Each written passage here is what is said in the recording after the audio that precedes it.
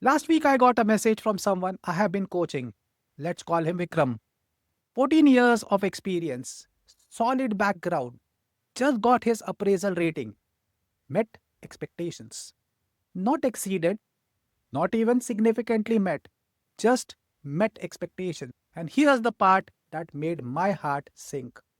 Hero, I know why. The role they hired me for, it's basically what a 5-year experienced person should be doing.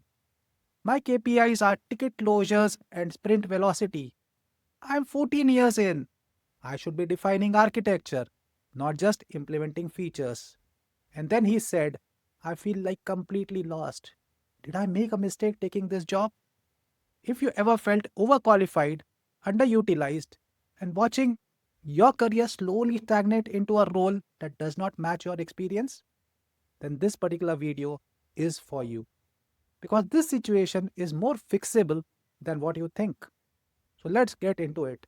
Okay, so the first thing is let's talk about how this even happens. Because it's surprisingly common in Indian IT and it's not always obvious during the interview process. Here is a typical story. During the interviews, they talk about senior role. They mention strategic impact. They say we need someone with your experience. The designation just sounds right.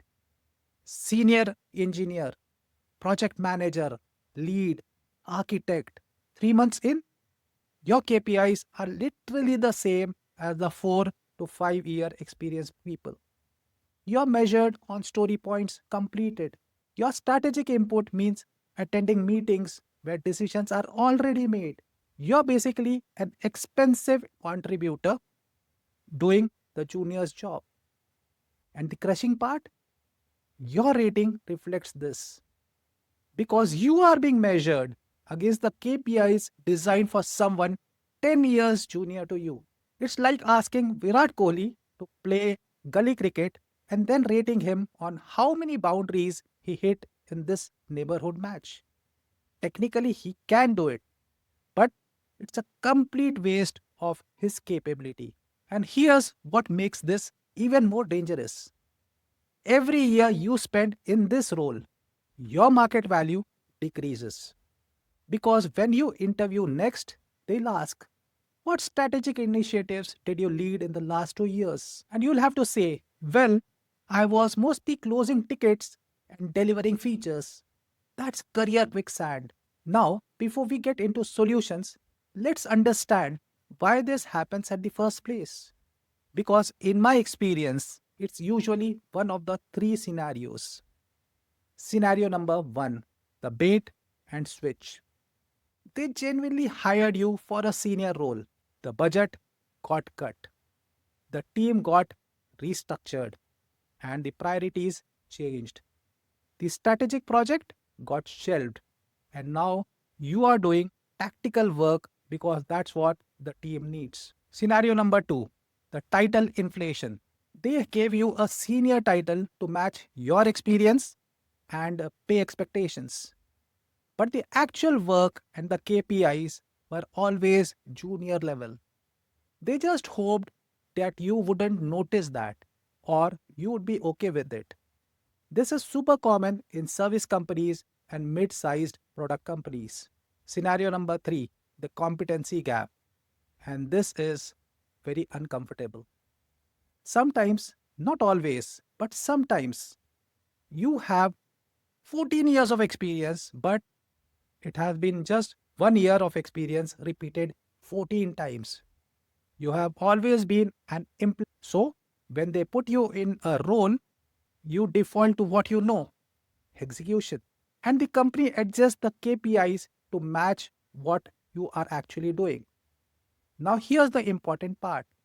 Regardless of which scenario you are in, you can navigate out of this. But the strategy is different depending on what's actually happening on the ground. So, before you do anything, before you update your resume, before you have the conversation with your manager, you need to diagnose which scenario you are actually in. And here are the questions to ask yourself. Question number one, were strategic responsibilities ever defined? Or Was it always vague? Think back to your offer letter, your job description, your first few weeks. Was there ever a clear mandate like you will own the architecture map? You will define the technical strategy for X domain? You will mentor 3 to 4 tech leads? Or was it always fuzzy language like you will contribute to architecture discussions? You will provide technical guidance. You will be involved in strategic planning. If it always was vague, that's it. Scenario number two, title inflation. Question number two, have I actually asked for strategic work or am I just waiting to be given it? This one's uncomfortable but critical. Have you explicitly said to your manager, I would like to own the API standardization across teams? Can I lead the tech debt reduction initiative? I want to mentor the senior engineers on the system design. Or have you been quietly been hoping someone would notice you are overqualified?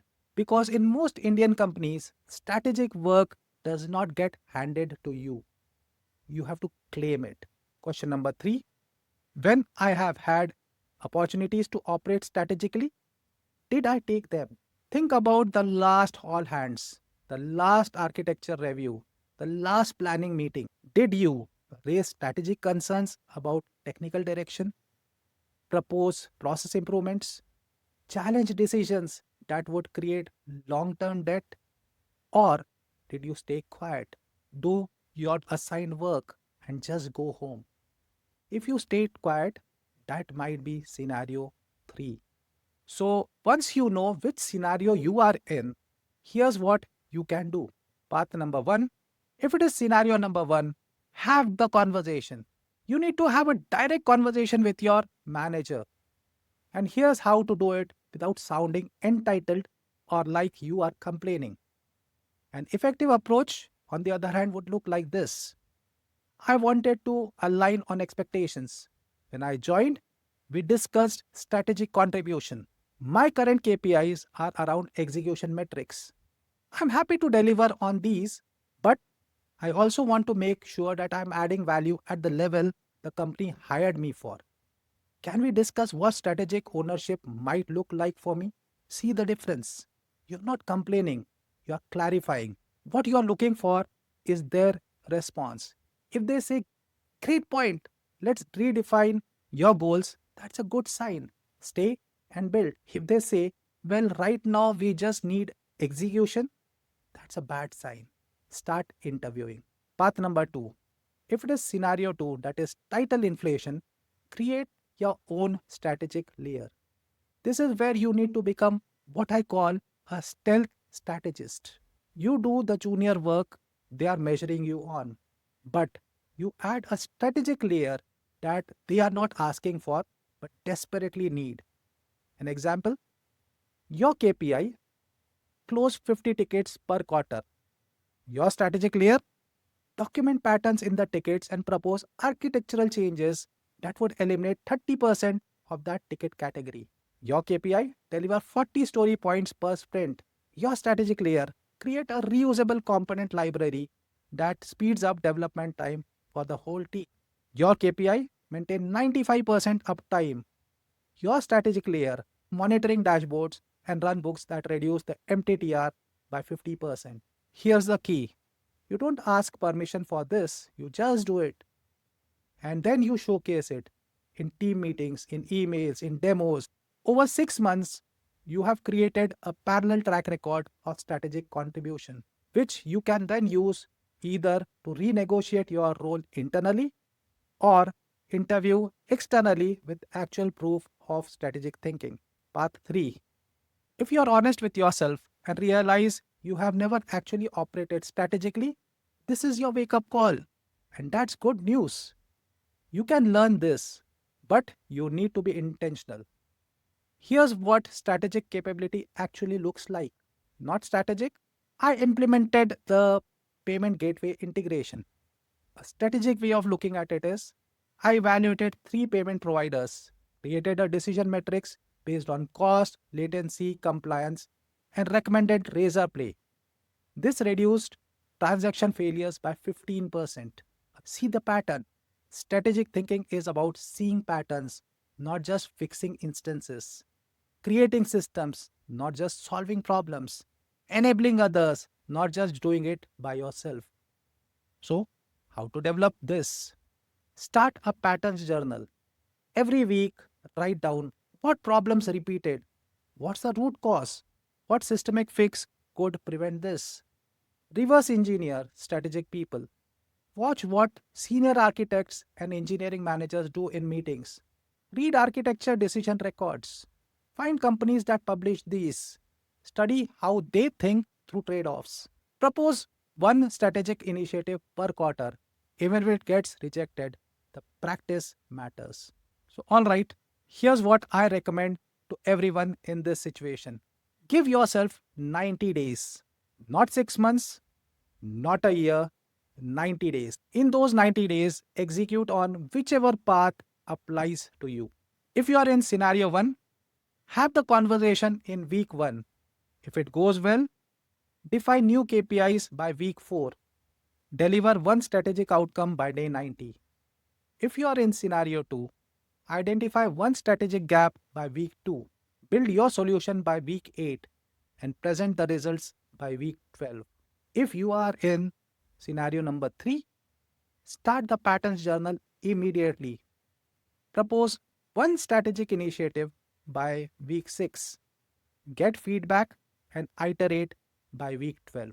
At the end of 90 days, ask yourself, is there a plausible path here where I am doing work that matches my experience level within the next 6 months?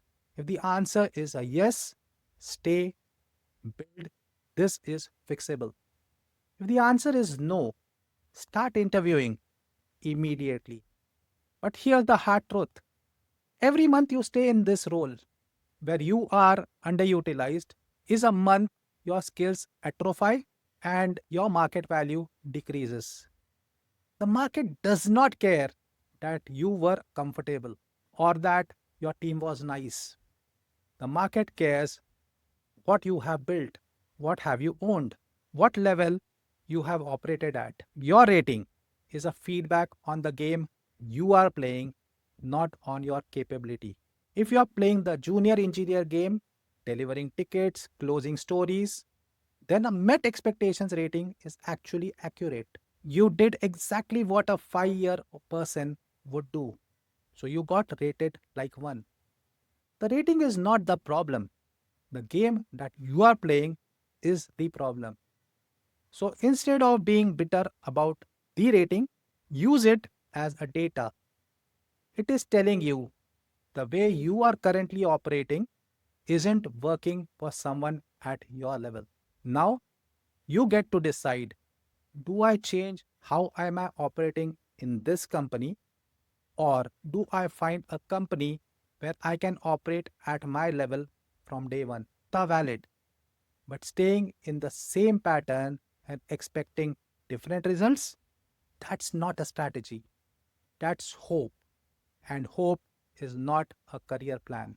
So, being overqualified and underutilized is one of the most frustrating positions to be in because you know you can do more. You know you are capable of bigger impact. You are trapped in a system that's measuring you on wrong things. The good news, you have more control than you ever think. You can have the conversation, you can have the strategic work created, you can skill up, you can leave. What you can't do is stay in the same pattern and expect things to magically change. They won't. If you take action, intentional, strategic action in the next 90 days, 6 months from now, you will either be in a completely different role in the same company, or you will be in a company that actually uses you at the level you deserve. The choice is yours. Either way, you will be moving forward, not slowly stagnating. If this resonated, please hit the like button and subscribe if you want to have more honest career advice for professionals navigating these exact situations. I will see you in some other video. Till then, bye.